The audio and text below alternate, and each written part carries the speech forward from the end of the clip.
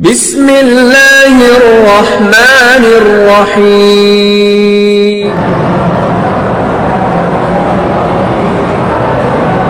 پتہ نہیں کیا ہے، پتہ نہیں کیوں تھی، میں نے جرا لگائی ہے۔ امام ابو حنیفہ پہ کس نے جرا کی ہے؟ نام لکھو نا، مجھے ذرا بتاؤ امام ابو حنیفہ رحمۃ اللہ علیہ پہ کس نے جرا کی ہے؟ جرا لگائی ہے، کس نے لگائی ہے؟ نام لو اس کا۔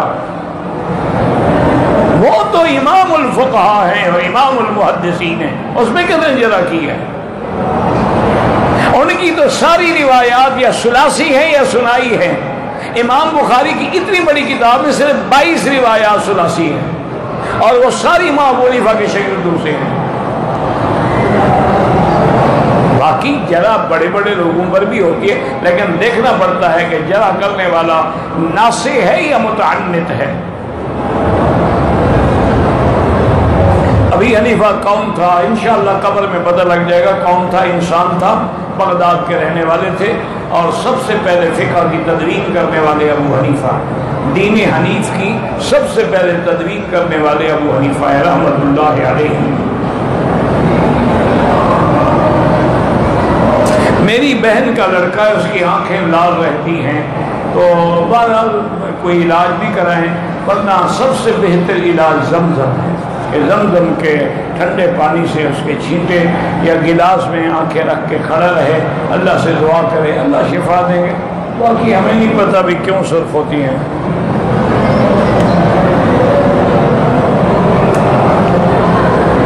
بہرحال شریعت میں پہلی بیوی سے شادی کی ضرورت نہیں ہے، اجازت کی، باقی تم جاؤ، تمہارے قانون جانے۔ اونچی آواز سے آمین کہنا بھی حدیث میں ہے، لیکن زیادہ راجح یہی ہے، قرآن یہی کہتا ہے کہ آمین دعا ہے، ادعوا ربکم تضرعا وخفیا، دعا ہمیشہ آہستہ مانگی جاتی ہے۔ اسی لیے حضرت زکریا نے اذ نادى ربہ نداء خفیا، آمین کا معنی کیا ہے؟ اللہم استجب، اللہ ہماری دعا قبول فرما۔ تو دعا ہے تو دعا آہستہ ہو تو زیادہ افضل ہے۔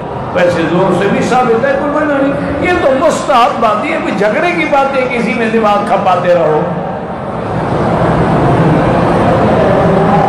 بغیر سورۃ فاتحہ کے نماز نہیں ہوتی، بالکل ہمارا بھی ایمان ہے کہ فاتحہ کے بغیر نماز نہیں ہوتی، لیکن تم مجھے بتاؤ ایک نماز کا نام لو کہ فلاں نماز میں فاتحہ نہیں ہے، میں بھی کہوں گا نماز نہیں ہوتی، لیکن وہ نماز تو مجھے بتاؤ نا۔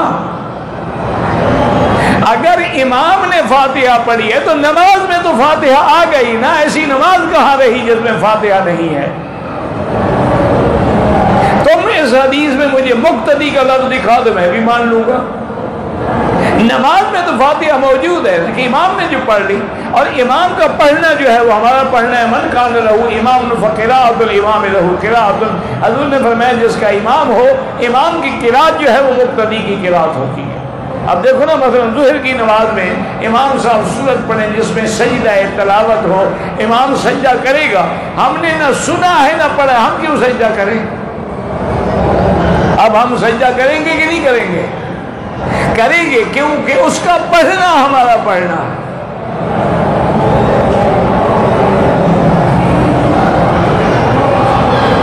مجھے جو آدمی اللہ کے دین کے خدمات کرتے ہیں ان کو علماء نے لقب دیے ہیں، مجتہد کا بھی، مجدد کا بھی، اور چونکہ ایک حدیث میں آتا ہے کہ اللہ ہر 100 سال کی ابتدا پہ ایک ایسا آدمی بھیجتے ہیں جو دین کو آگے دوبارہ سنبھال لیتا ہے، اس کی کوئی اگر کسی نے نقصان پہنچایا ہے تو نقصان کو ٹھیک کر دے۔ پھر علماء نے فرمایا کہ پہلا مجدد فلاں ہے، پھر فلاں ہے، پھر فلاں ہے۔ میاں بیوی بغیر کپڑوں کے سو سکتے ہیں؟ کیوں نہیں سو سکتے؟ جناب میاں بیوی ہیں، بالکل سو سکتے ہیں۔ تم وہ مسئلے پوچھو نا جی شریعت کے یا تقوی کے، پرہیزگاری کے، وہ چھوڑو۔ وہ تو انبیاء نے تو کبھی دیکھا نہیں، بی بی فرماتی کہ میں نے حضور کا بدن ہی نہیں دیکھا، تو بغیر کپڑوں کے کیسے سوتے ہوں گے؟ وہ بلند مقام ہے۔ جہاں تک فتویٰ ہے وہ یہی ہے کہ تم میاں بیوی سو سکتے ہو بغیر کپڑوں۔